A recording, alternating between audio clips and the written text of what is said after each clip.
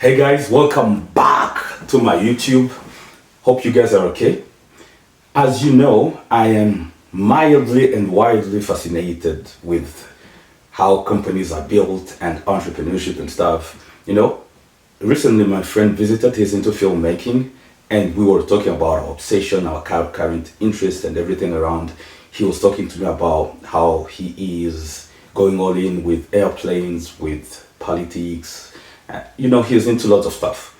And all I can pull off was my fascination in reading the annual shareholders letters from companies. I'm currently reading Berkshire, that's Warren Buffett's company, and I'll be taking annual shareholders letters from Amazon going forward. And it's interesting how you can numerically see how those decisions have piled up to materially produce what we envy as a good company. And when you dig into those papers, you can see how one decision led to another. You can, most importantly, see what are they going to be focusing on going forward next year or next quarter, and why do they think they are right to focus on that. You can also retrospectively see what are the bets they've made over time and what have made the most returns and blah blah blah. Those are the things that fascinates me. Now, I have been dialing on into seeing how companies are built, and lots of good stuff, good work I've read, appreciated, but they haven't pulled me enough to imbue me with the skills and the zeal to actually now say, now this is something worth sharing. Because what I've learned from the annual shareholders letters is reading them, it actually imbues you with the second mind, such that you can always pull off the Warren Buffett's mind, for instance. Like, under these circumstances, what would Warren Buffett do? And you might as well go and do the same. Yeah? And it's a power. It's like running with a bank of people's brains, and you can pull one at a time. So it's so fascinating. Now, this guy that I stumbled upon recently, not recently actually, should be like 6 months since I have started to engage with his work. He's called Berkshire. He is the CTO of HubSpot. HubSpot is a CRM software company, and very good stuff they're doing. $30 billion in market valuation as far as now, and doing interesting work. Very smart guy, mathematically inclined, very articulate, well thought out, highly educated. He's a good guy that is worth following. And he made a couple of good notes that I would be doing a disservice to me and to you if I don't share. Now, two things I'm going to share with you. One is the 4 email framework that I believe every company should adopt to avoid the chaos that piles up within a company over time through emails, because you can now adopt this framework and use it, make things less chaotic. 2, it's the HubSpot culture code they have built over time that you and I can take on and go implement in our own company. So let's go. First, the 4 emails framework. The first email, I'll tell you the 4, and then you can see which applies where and how you can apply them in your own company. The first level of email is FYE, for your information email. This is an email where you send it to your colleague and say, this is something I've read, it's interesting, check it out. I don't expect you to respond to this email, just check it out. Second is a suggestion.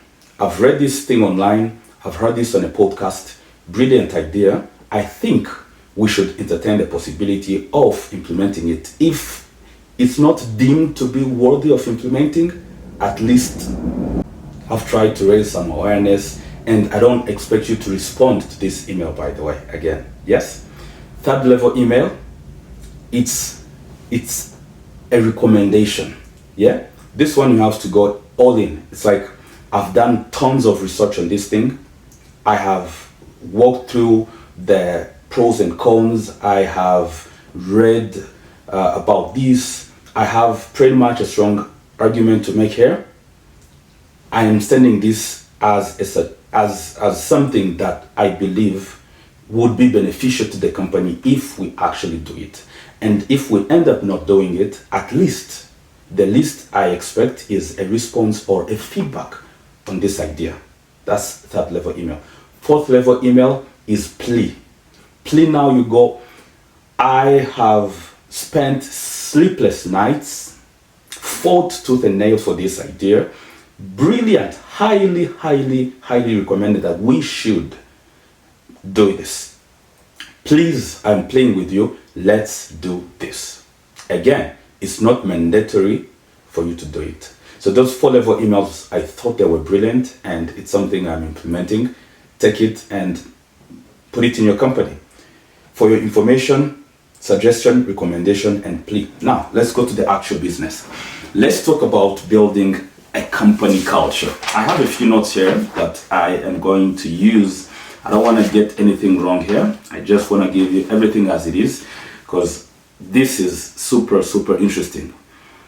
As a culture, first, a culture is, like every company has 2 products. The first product is the one they sell to the customer. The second product is for their team. Therefore, a culture is a product itself. Yeah? The culture, I mean, if you look at the culture, the things that people need over time, they change, and that's why the culture shouldn't be static. Yeah, it should be something that evolves with time to accommodate the needs of the people going forward. Now, there is no such thing as not having a company culture. So people will tell you, we don't have a company culture. Of course you do. Your culture is not having a culture. And in that circumstance, the culture becomes the people. Like whatever the people bring, that's what the culture is, because culture is not built, it is manifested. And culture over time becomes self-fulfilling prophecy. Whatever you put there as your culture, if you actually stick to that, that becomes over time true in your company. Now, for every first code in HubSpot, for every decision, we should ask ourselves, selves, what is in for the customer? For the first code is, will this delight the customer? Solve for the customer, not just their happiness, but their success. That's the first code. That's the priority. Always solve for the customer. If it's not going to delight the customer, do not do it, do not entertain it. Second, we are radically and uncomfortably transparent as a company. Now, every company, have the unnecessary hide the things, reports, stuff that don't make it to the light, knowledge that is not publicly aware to the employees and everything for no reason. Like HubSpot doesn't see the need for you to hide their like P&L statements, for example, their profit and loss and how much revenue generated, what products are they share all those things. That they don't only share things when one, it's legally required to not share them. For example, information covered under non-disclosure agreements. 2, if it's not up to them to openly share. For example, someone's individual compensation plan. Like, if you don't want your salary to be known, then that's it. It's not known. But for everything else, information is widely accessible to everyone internally in HubSpot. And I thought that was brilliant. 3, we do not have pages of policies and procedures. Instead, we have a 3-word policy that applies to all circumstances, which is use good judgment. Are you running social platforms? The policy is the same. Use good judgment. Are you taking a vacation? You want to request a sick leave? Do you want to work from office, from home? Use good judgment. There is a client complaining about the product that was not delivered on time. Use good judgment. How I like that. I don't understand why we have hundreds of pages of policies that could be summarized under one good statement. Use good judgment. Now, here is a very good question for you. What is good judgment? Good judgment, according to HubSpot, is you should favor the interest of the team over yourself. You should favor the interest of the company over the team. You should favor the interest of the customer over the company. That's good judgment right there. That's good judgment right there. Now, fourth, generally results don't matter at HubSpot more than the hours we work. Results matter more than where we produce them from. Results matter more than how much vacation time we take. You know what's interesting again? They have unlimited vacation time. That's how insane this is. You simply use good judgment. If you need a vacation, take it. If you don't, don't. Use good judgment right there. Now, how does HubSpot hire people? They hire people with a heart.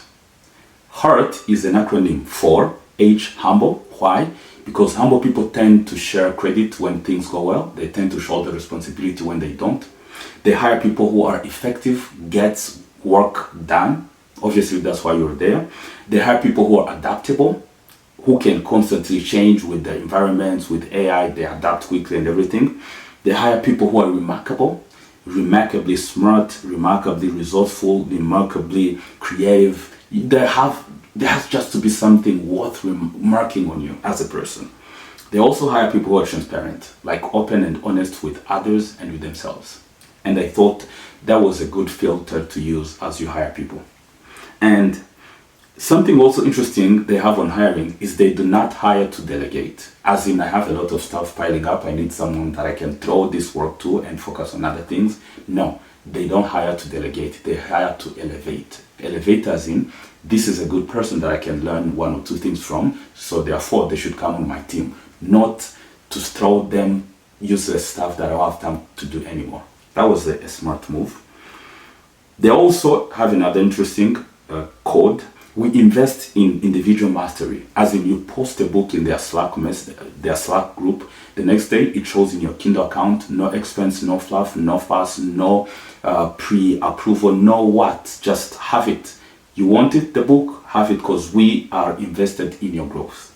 And they thought that was smart. They also have a policy where you can take someone out, a client, a partner, or a teammate.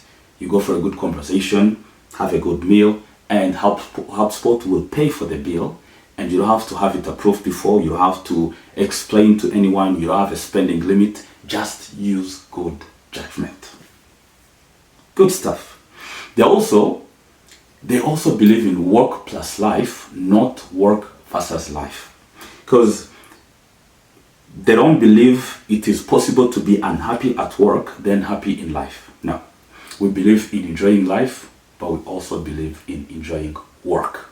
And that right there was a good use of grammar. Enjoying work. First time hearing that statement. Good thing. They also have another code. We like to make data-informed decisions, but data don't make decisions, people do. In fact, the first decision we make is who is going to make the final decision in every meeting. Once that is done, we use another good framework, which is debate, decide, unite. Take something as an argument, discuss it, debate it. After that word, decide. After decide, unite on the decision you've made, regardless of what part were you leaning on pre-decision.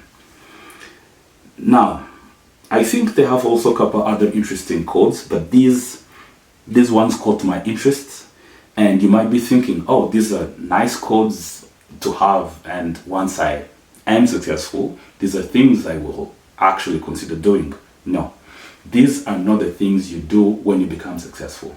These are the things you do and make you successful. So it's not the other way around, yeah? And I guess the biggest takeaway here is not just these precise codes, though they are very, very good marks, but the basic thing to capture here, it is the mental frame of thinking that has produced these codes, because you can now produce yours, add, subtract, customize, however you deem necessary. And as for me, the takeaway is if something can be simple, do not unnecessarily make it complex. Avoid bureaucracy where it is absolutely not needed. Make your priorities known and be clear on what you value so that everyone can religiously put the relevant value on that. And these things will take you to places. All right, I guess, folks, on that note, that's where we close, and see me when you see me. Cheers.